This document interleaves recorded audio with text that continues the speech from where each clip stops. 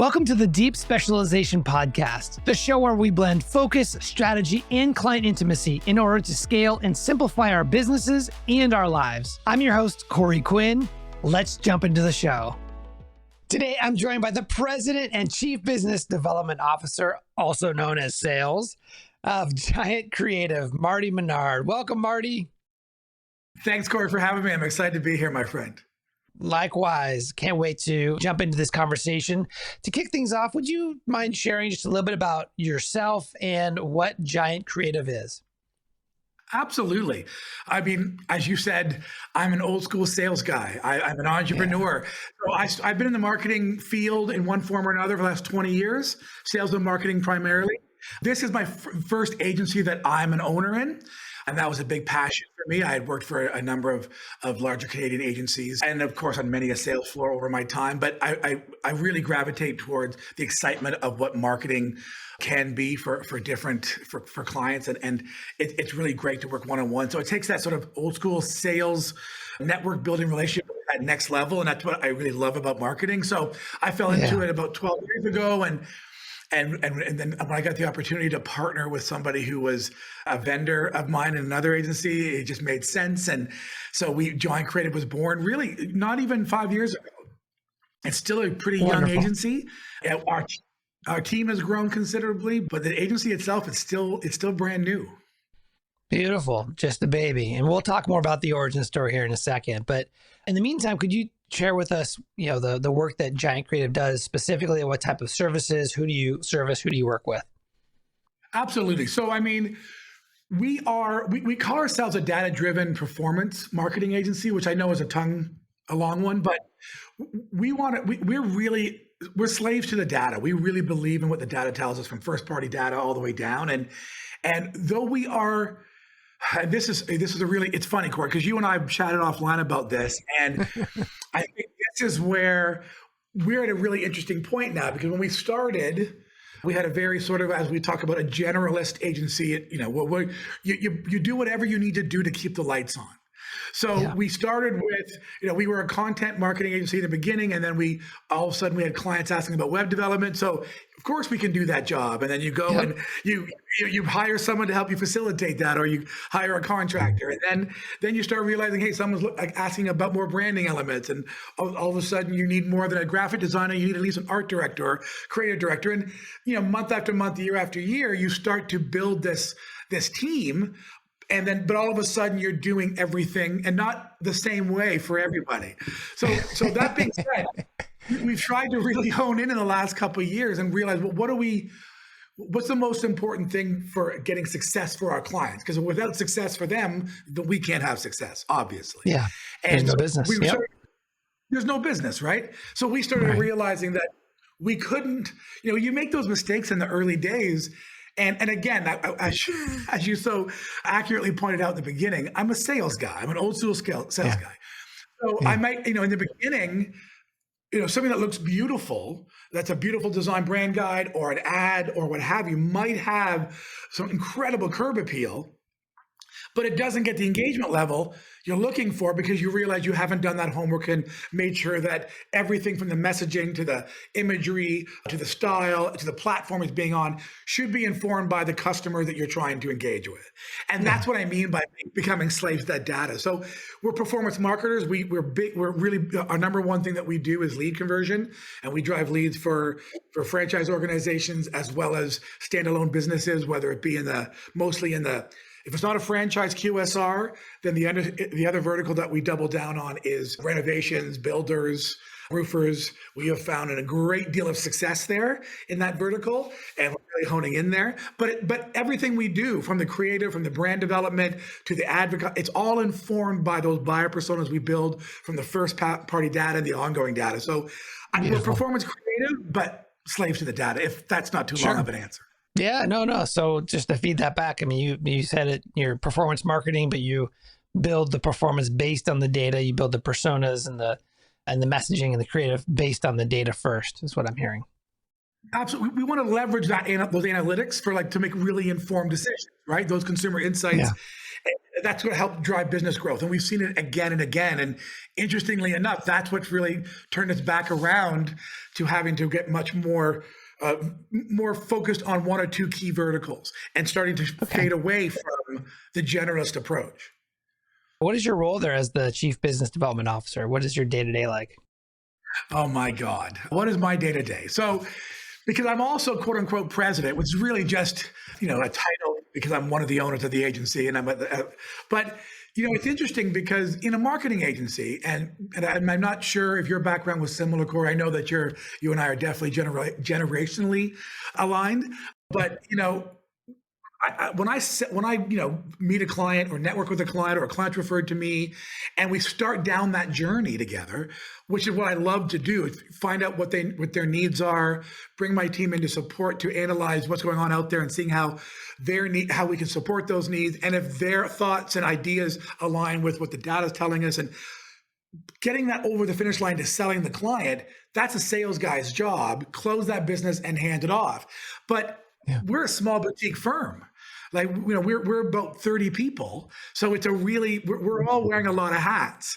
So I'm very engaged with clients and then with the team that's supporting those clients on a daily basis. So today, just as an example, I'll have I'm preparing 2 or 3 quotes based on some meetings I had last week. I'm building up my briefs for the team. Then I'm meeting with my team to make sure they're executing on those briefs. Then I'm circling back, with a couple of meetings with the client to ensure that everybody's hearing the same thing. And it's like I'm the center of that center of truth. And though the days can be busy sometimes, and that's why I wish I had a Scotch and ice beside me at this point in the day, that you're wearing a lot of hats, if that answers your question. Sure. Yeah. And as most developing businesses, especially agencies at the 30-person mark, that's definitely what's happening. I'd love to dig in a little bit around this concept that you shared with me, that you started off more as a journalist. You were doing content marketing, and then that expanded into, brand elements and pretty much, everything, design and all these things. And now you're in the process of honing in on a couple of different vertical markets. You mentioned franchise, QSR, and then sort of renovations / home services type businesses, generally speaking. Did I get that correct? You did. So, and the reason why, and those are 2 really unique verticals in the sense that they don't have a lot in common on the surface. But I mean, to kind of go back to the generalist, I think one of the things that I know that there's lots of, content written on this, and you are absolutely someone out there in the market speaking about this, about the pitfalls of being a generalist agency. And, one of the things that we learned, we've got a really strong team. I've got people here that have been with me from the very beginning. And we've even won, like in Canada, we have the CMAs, the Canadian Marketing Awards, which are the golden standard. And we've even won some marketing awards for verticals that I know we have just abandoned because what we discover is that it's an unscalable practice unless you have you're collateralized to the point where you can build a 150, 200 person agency. But from a scalability standpoint, no matter what we can charge from the research and the planning and the brand development and the content strategy, and that could be in the low 6 digits to the high 6 digits or higher per year, that money gets eaten up so fast. And because it's like we're reinventing the wheel for every client. So one of our clients is McDonald's Canada. Now, we support them on the franchise side, but we also do some content development. And it's just one of those things that you can do one thing well, and then they hire you for something else. And you say, yes, good. But you realize that the franchise lead generation, month after month, we can get, we have the equation worked out to the point we know exactly what we're making every month. We've got that margin tight now, month after month.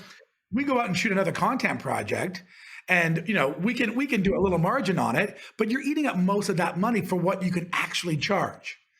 So what happens is we saw like 25, 30% of our annual revenue was in content creation, but it wasn't scalable. All we would do is if we wanted to grow that to 40% or 50%, it cost us more to do it. We couldn't find any economies of scale.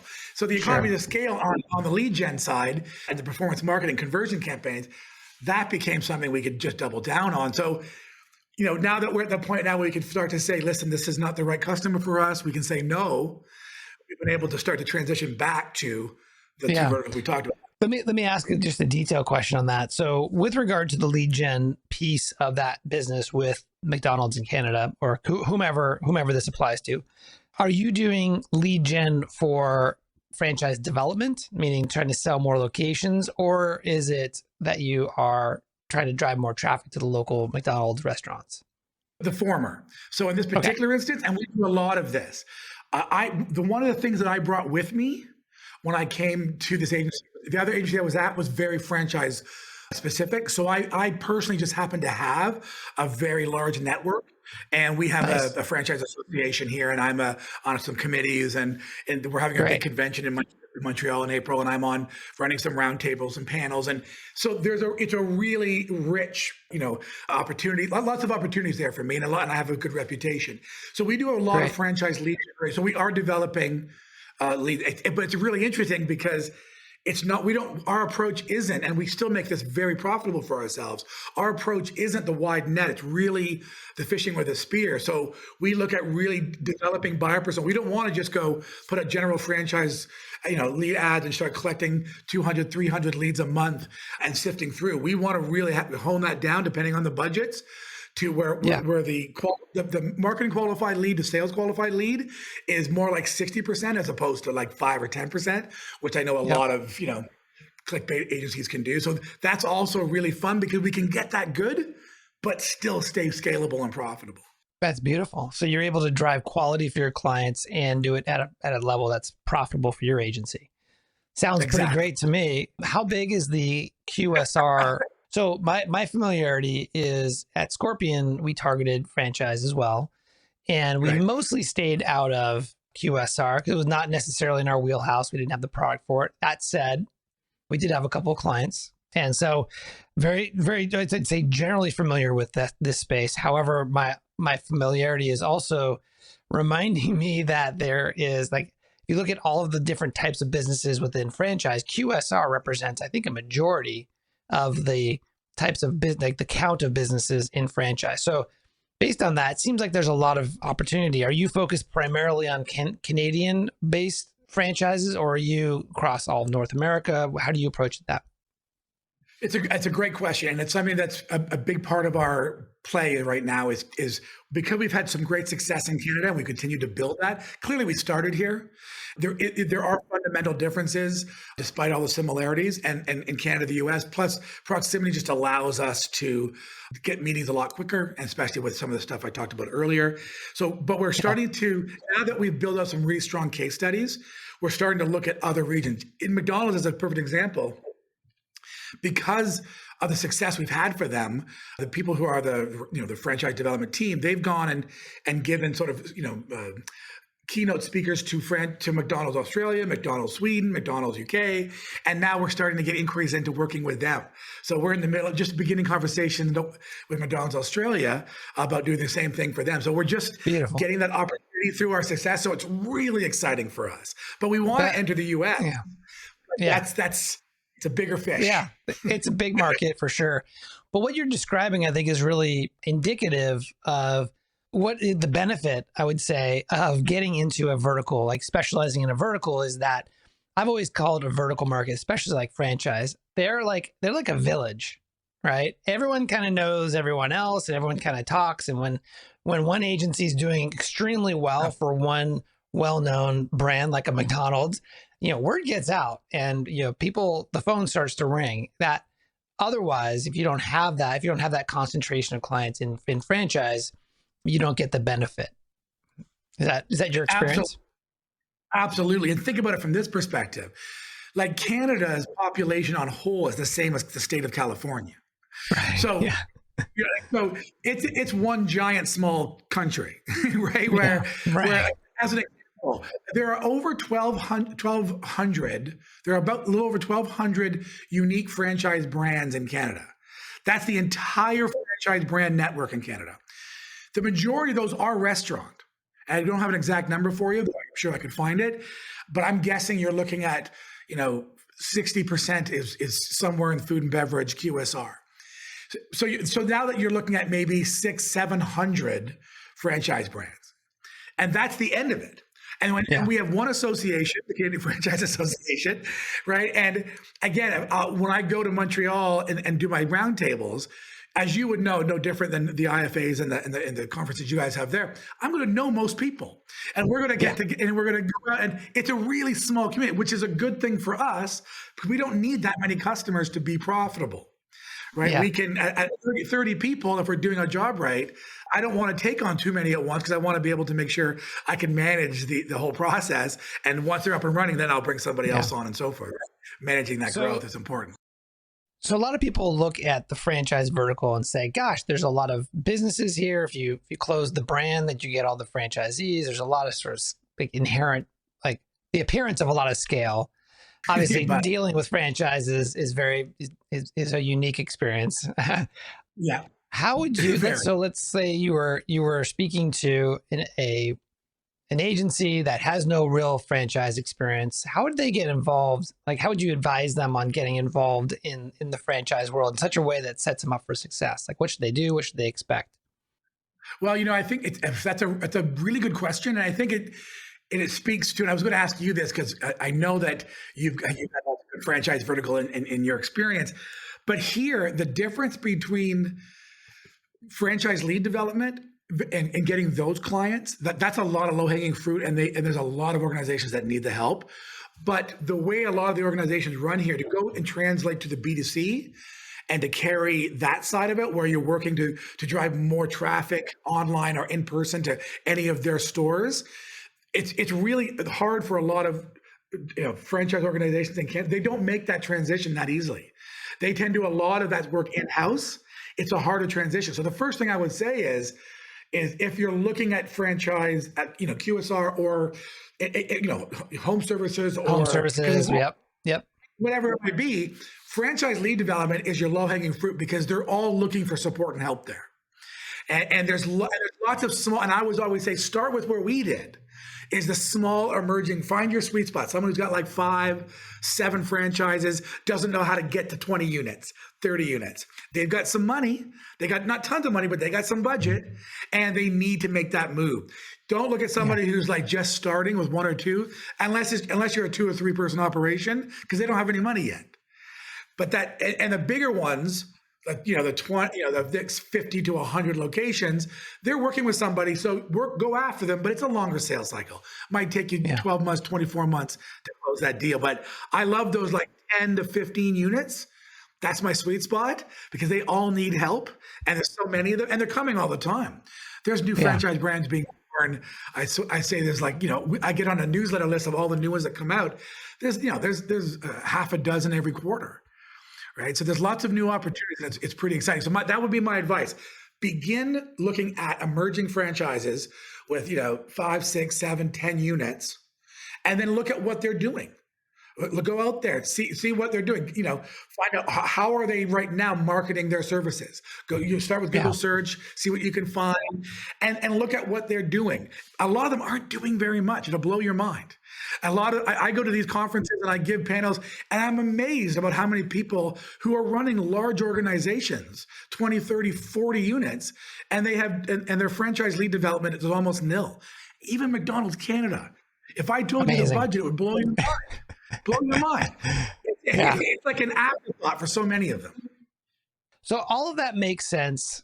Help me understand the focus on businesses that do renovations. You mentioned a couple others related to home services. Why is that a target for you? That's a really good question. And it's not going to make me look like I'm some amazing strategist. So along the way, again, like we're centered, and I'm not sure how familiar you are with where we are, which is just a couple hours down the road from Toronto, which is our major center, one of our 3 or 4 major centers in our large country. And our reputation is really strong. So a lot of companies reach out to us. So we got an opportunity about a year ago to take on what was they had 5 units, all within Southern Ontario, and they did roofing, windows and doors siding, eavesdrop, that kind of work. But they were a fairly, 20 to $30 million a year company. They were a decent size. And for Canada, for an independent, that's a pretty good size of annual revenue. It's not, we're not the US. But we learned so much by the opportunity that we realized that these guys have no idea how to do lead. That they're all doing.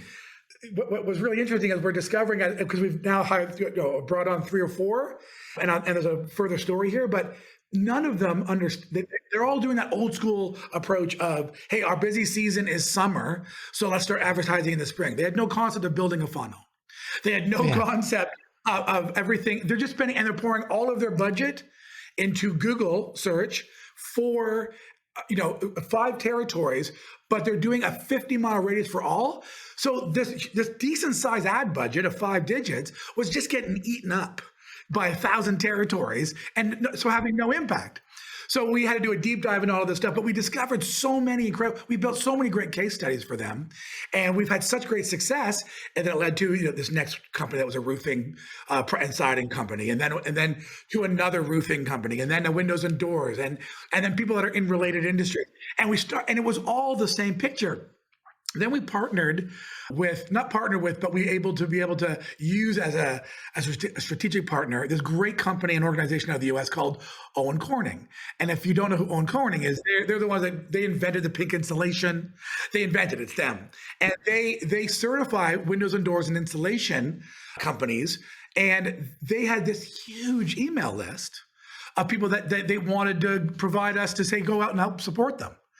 And Beautiful. So now we're developing. I know. So we just discovered this vertical fell into our lap because we got some great success, but just by chance, and it was a discovery. And now we've got a list of, a quite an extensive list that we're starting to now communicate with and have initial conversations with. And we know what to do now. We're duplicating that work. It's remarkable. Going back to the vertical, it's remarkably scalable. Yeah. We've done all the heavy lifting. Now we just do and do and do, and we can charge still a really good amount of money, and our margin just increases a little by every single client. And they have really unique needs because most of them are run by people who were roofers or were windows and doors people, and then they became the boss, and they don't have an understanding. So it's a huge opportunity. And some of these companies that we're talking to now, they're $200 million a year. And you wouldn't believe the job, what their marketing looks like. It was an incredible eye-opening. It was amazing. Yeah. So as you're beginning to take this vertical focus, you have the franchise that's developing. You have this, let's call it renovations, roofing, whatnot, and what it sounds like is this: you're going through this transformation in real time. Let's focus in on the roofing, siding, the renovation piece. In what ways are you able operationally to sort of scale? Where are you seeing the economies of scale? You mentioned a little bit, but I'd love to dig in. Any specifics you can share? Sure. No, absolutely. I mean, there was a lot of discovery our first 6 months. There's no doubt.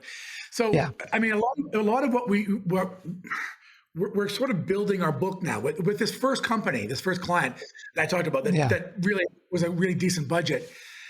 We were able to build a book. So what we're doing now is just we've learned how, and my marketing team would do a better job at getting to the minutia, but we've learned how to leverage the local service ad. They have way more uptick on local service ads than a lot of other verticals.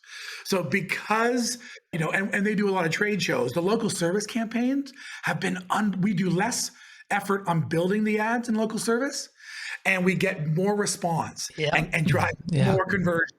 It's magical, those ads.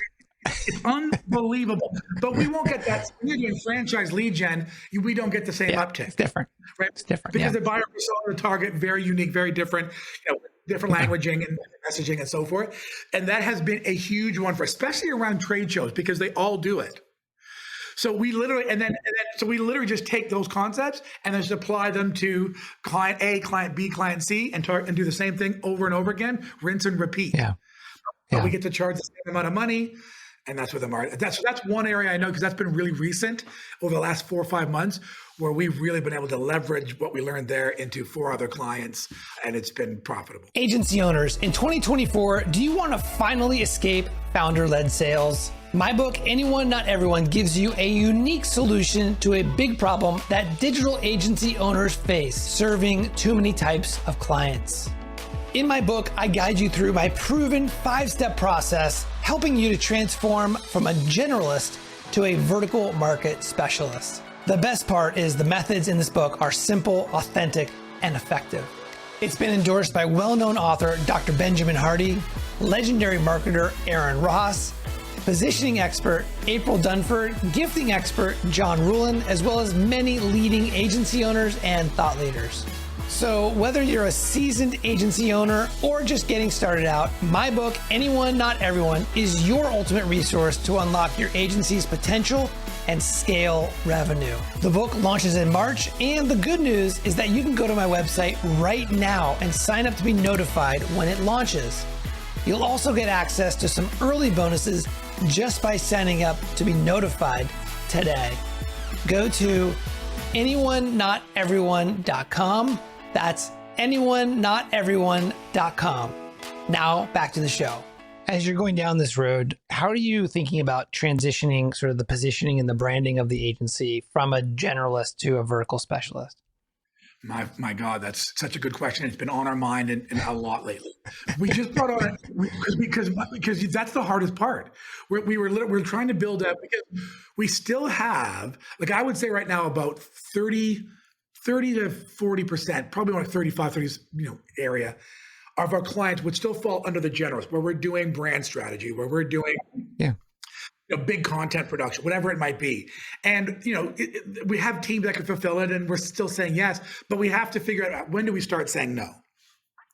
And then and if you look at our branding now, and if you look at our website now, we're very designed for, even though we've got some verticals in there, it's clear that we do it all, right? And by next year, it can't look that way. And it won't look that way. But what we're trying, it's a real obstacle, Corey. I'd actually love your insight. We're trying to look right now at, because there's a couple approaches we're talking about. So we're laying out sort of a game plan for, as we bring on, we have our targets for, I'm going to bring on 2 or 3 more roofing clients, 2 more franchise clients by end of Q2. So that means not only what business can we say no to, but what clients are we going to support on their way out? Because if you're doing well for a client, they're not going to want to go. So, I love my clients. Like I've got people that have been with me for other agencies, and we go out and we drink, and I love my relationship. And these people are really important to me. I'm not going to just give them 60 days and say good luck. So that transition strategy is the hardest one. So how do okay, we're going to stop doing this. So, we're going to set up a date, client A, that by the end of Q3 or Q4, we're going to need to move you to somewhere else. We're going to help. We're going to we'll work with you on the agency that we think is best. We'll work on that transition and get that over and wish you all the best, because we can't keep fulfilling you while we're going in this direction, because it no longer fits into our business model. So we're mapping all of that out. Literally, there's a whiteboard behind you that has some of that information already mapped out, because it's been on our mind a lot over the last few weeks, and we're trying to figure that out. So next year we won't look the same in some way. Yeah, I understand that.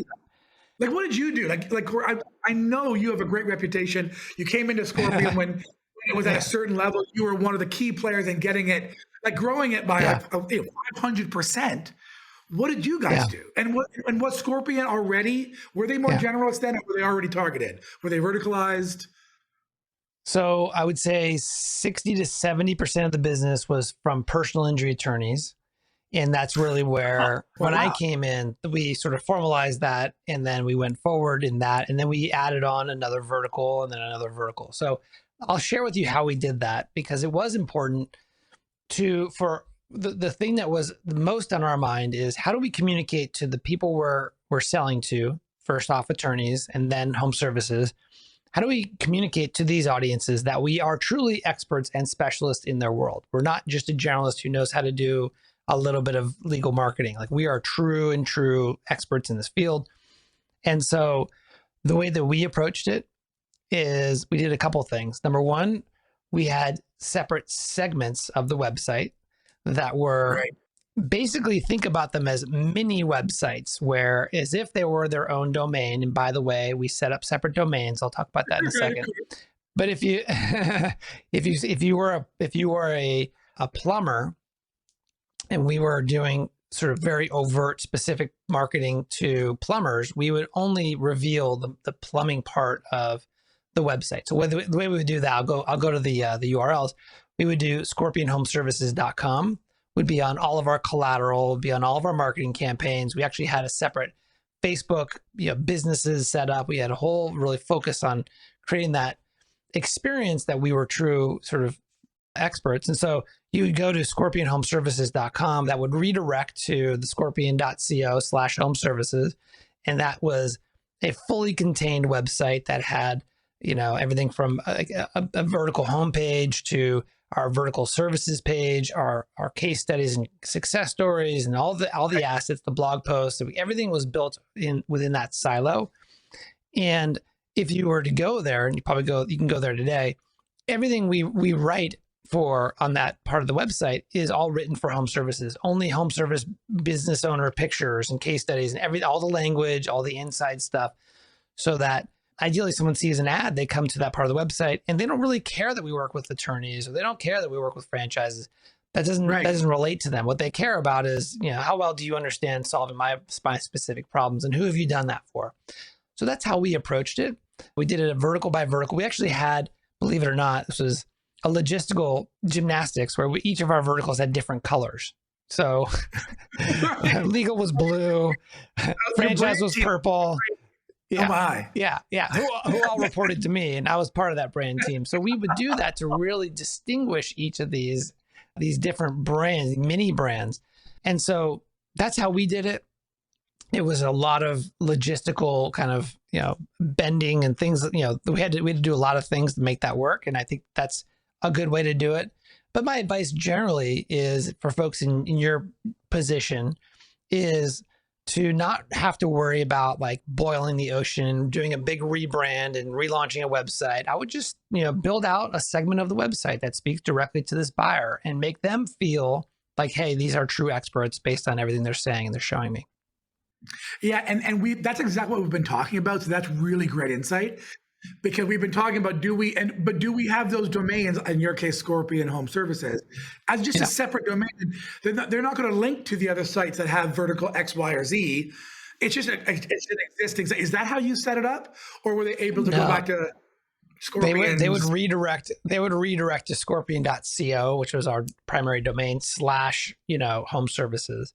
So there was no actual there's no separate website. You can get to the home services part of the Scorpion website from the homepage of scorpion.co. That's the way that we did it. You can certainly set up separate domains and websites. There were some reasons why we did it the way we did it, but you could do it both ways for sure. Well, I think the reason why I would think you would do it that way, and that's the way we're talking about it. But I wanted to get your insight. I mean, from a Google authority perspective as well, and all that. We want to have one. We want to have one domain. We're obviously not going to. Exactly. But I'm always interested to know, because I have seen other agencies do that, where they buy a landing page URL for a certain service and it's separate from their site. So I'm always interested going, well, I mean, I guess if you're spending enough money and you can put enough, work into that, but you're still losing out if you're neglecting your home site or whatever. Correct. So, yeah, Correct. That was interesting, because that's what we're leaning towards as well. And you're right. We just can't make that transition all at once. Boiling the ocean is a perfect way of putting it. We just can't do it. My business partner, Andrew, always says, he has this great line where he always goes, let's just water the grass we're sitting in right now. Let's not worry about over here, over there. That stuff will come. We'll just do it where we're at right now and we'll get there. But we're just getting that going now. But that is really good insight. And that's part of our transition plan. The other thing, and you clearly you're doing this with a lot of intention. However, you don't have to fire all your existing clients that fall outside of these verticals, as long as you can continue to provide services and fulfill the promises you've made to them. Like I've interviewed dozens of folks who have done this transition, and of course they still have the ice cream van operator as a client that they started off way back in the early days, and that's fine because they've been able to make that work. As long as I can keep it, it's also about it's always about managing. How big do we going to get?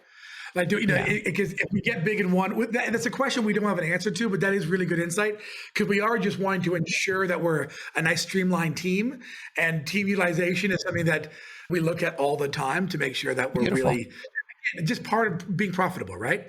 Is ensuring that you've got the right people in the right seats, the department is well positioned for success, but you're not putting a strain on. We have really great people. I don't want to burn them out, and marketing is already built to get burnt out, just by its very nature of client demands.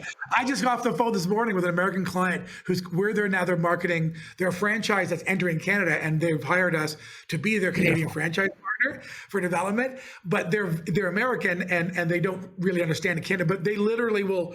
I'm on the phone where all of a sudden a deadline gets pushed, and this isn't indicative of just them, but their deadline got pushed up by 12 weeks. So I have to produce something I thought I had 12 weeks for in 4 or 16 weeks for in 4 weeks. And that's and what are you going to do? You have to say yes. Yeah. You have to fulfill.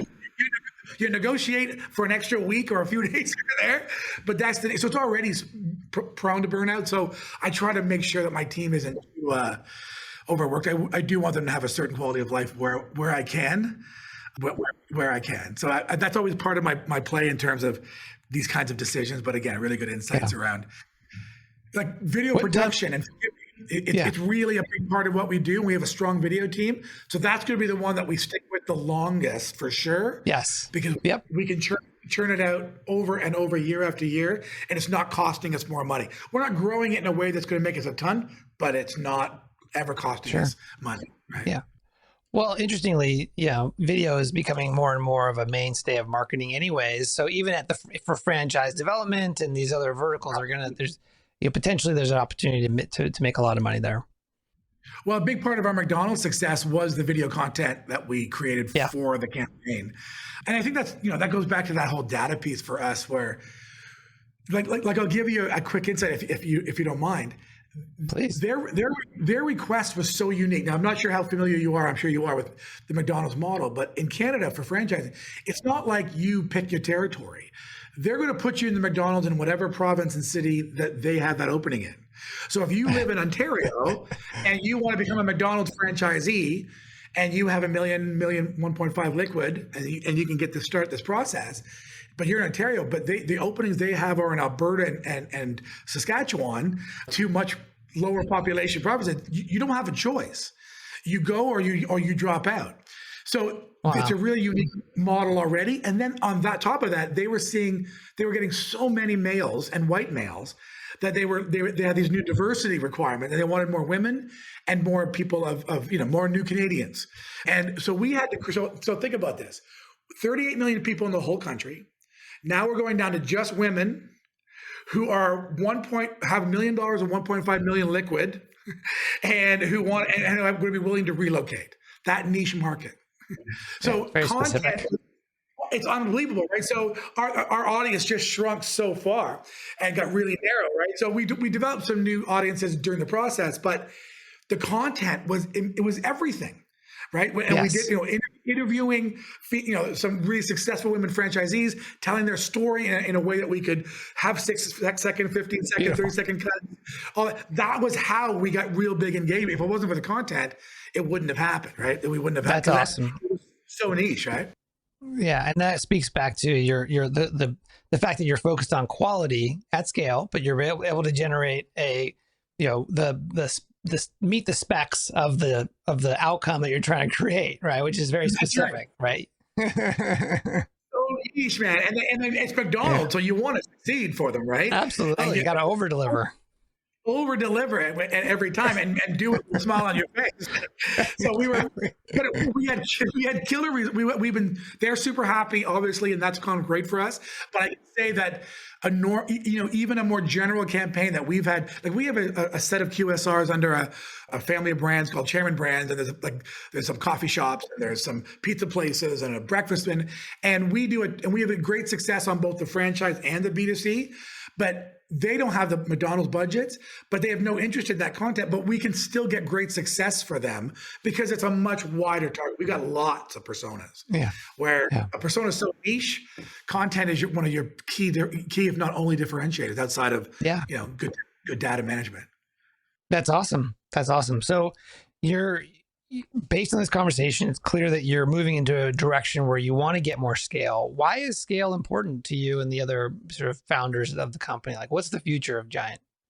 That's a great question. And I think I'm an entrepreneur at heart in the sense that, I've been building businesses. I've had businesses long before, my marketing business, and I love that concept. I think Andrew, my business partner, and I, we're at different stages of our lives. Andrew is just approaching 40, where I'm, in my mid 50s. I'm not a young man, as everybody can see. And for me and for Andrew, and we're looking at where do we want to be in 5 years, and what we don't want to be doing in 5 years is grinding. Which is what we're doing now. And I don't mind grinding. I'm still young at heart, and I got lots of energy, and I'm highly caffeinated. So lots of energy. But at some point, we want to get to the point where this either becomes something that we can sit back on, or maybe in 5-6 years, we have an EBITDA of X dollars, and that's our retirement plan. That's our ticket out. So for us, scalability and profitability is really important. Because we want somebody to be able to come in and go, hey, we got some good IP. Because we brought on a new CTO and IP is something we're going to look at over the next 3 years, along with some systems and process and solutions that just work, and some obviously strong acumen in a couple of verticals, with the idea that then maybe that this is going to have a certain evaluation, and then we decide at that moment if we sell or what the approach is. But it's definitely an end game. Beautiful. That's kind of the approach for us. Getting serious. I love that. And the saying I love to reference in this context is, you want to build a business that everyone wants to buy, but that you don't want to sell. That's exactly right. That's exactly right. That's where you're going to get the highest valuation and the best deal every time. Yeah. I'm going to steal that line. That's a great line. I'm stealing it. Yeah. So. God, this has been a great conversation, a lot of value for me, and I'm sure for the audience. What would be your parting advice for, let's say, a generalist agency owner, maybe Giant a couple of years ago, that was focusing on a lot of different things, saying yes a lot, and they're struggling with scaling? What advice would you have for them? That's a really good question. And Andrew and I talk all the time about the decisions that we should have made, or we maybe wish we would have made in the first 12, 24 months. And a lot of those just come down to, wisdom is just experience, right? It's not like I'm smarter than somebody else. I'm just older and been through more. And you start to realize that early days, if you can't scale it, if there is no way to whatever solution or product you're selling, if it's not as scalable, then take a hard look at it. And realize that if you need to reinvent the wheel for every new client that comes in, and you're selling them a brand new set of services at a different price point based on unique needs, you're going to end up overworked, burnt out, and not any more profitable. So I would really go back and go, this is what. Is it scalable? And if you can figure out a way to make it scalable, then you're on the right track. If it's not, then maybe that's something you don't want to continue going down the road. That being said, what it's like, man, when we started not even 5 years ago, there was 4 of us, right? Yeah. You don't say no to anything. You say yes to all. And that's that trap you get into. So it's trying to make those decisions sooner the better, as opposed to maybe making them 4 years in. If you can make those decisions at year 2, you're going to be a lot farther ahead than where I am at this point. Well, I'm going to take that advice, Marty. I'm in the middle of all that as well, just wrestling with my own business and creating scale for myself. So I take that advice. More. Thank you for that. Yeah, I'm a consultant, and I've recently realized that I'm going to be 50 soon, and I'm going to be 60 after that. And if I have to hustle for every deal, then this is not the life that I'm building. And so I need to ask myself, and I'm in the process. Part of that is I'm going to plug my book, but part of that is the book, and I'm building out some ways for me to be able to provide as much value as I have, but probably more to a larger audience without requiring 100% of my time. So that's what I'm building, and I'm about to launch something really soon to help with that. Well, that's exciting. Well, I figured the book was the beginning of something exciting. You had the pedigree. It's funny because when we first talked, when Jeremy introduced us, and I got on a call with one of my sort of affiliate partners in the franchise side, and I said, I just had this great conversation with Corey Quinn, and he's like, I just started following that guy. I love that guy. His name's also Corey, and he has a franchise lead nurturing business called Cadence Franchise. I give him a plug. Awesome human being. Yeah, great. I love him, but he's a big fan. But I knew that it seemed like you were on the cusp of that next level. And when I realized the book was coming, because you commenting on LinkedIn, and then I joined up to be on one of the early readers, which I'm excited about. No, I'm excited for the read. I figured something big was brewing, so I'm excited to keep my eye on where you're headed, my friend. Thank you. Well, I appreciate your support along the way. You've been really helpful. Last question for you. What is your motivation? That's a really good question. And I was just asked that by a team member. And my motivation, it's hard to define why I love being an entrepreneur, but that is certainly a motivation. Like I'd rather work 12 hours for me than 6 hours a day for somebody else every single time. I love and get energized by being in an agency with team and talking and building relationships. I do love that. That feeds my soul. If it didn't, I couldn't do the job. And so being in a setting where I can be creative in my thinking, I can work with really creative people, we can get success, that whole team aspect of it, where people are working together to create something wonderful for a client and getting their success as well as our own, that's a really invigorating feeling. Like I leave, like this call right now, I'm going to be high for the rest of the day because this is fun. This is a really engaging convo, right? Like I could do this all day. This doesn't make me feel 55. This makes me feel 35, right? But so that's a big one. And then I'm also, just on a personal note, I'm a single dad with a 10-year-old daughter who I spend a great deal of time with. She's with me most of the time. And she is absolutely a very, very strong motivator for every decision I make. It pertains to how it affects her and our lives together and her future. Yeah. That exit plan, she's clearly directly tied to that. And I'm not sure if you have kids, so if you do, you'd know that feeling. And she's a strong motivator. Yeah. No, I've got a 9-year-old boy here. Nice. And he's amazing and definitely a motivation for me as well. They're always watching, so I want to set a good example for what's possible. Absolutely, and it's absolutely right. They're right now. Our kids at this age, they love us. They think we're the world, and they're forming all this information unconsciously about us and about our behavior that they're going to start to, actually start to do on their own unconsciously when they hit the teenage years and beyond. We are modeling great stuff for them. But for me, it's too, like, I'm sure, like 9 is such a great age. 9, 10, like they're so fun. They got tons of energy. The best. They're the best, right? Like I'd rather hang out with my daughter than most people because she's a blast. And I'm sure your boy is no different. Yeah, 100%. We're a very tight-knit family, so it's definitely the case. That's nice. That's awesome, Marty. Well, thank you so much for coming on the show and sharing your wisdom. You've been so generous with your, where you're at in the process in this journey. And so, but from the bottom of my heart, on behalf of the listeners, thank you so much. Oh, thank you, Corey. This was super, super fun, man. I do it every week if you let me.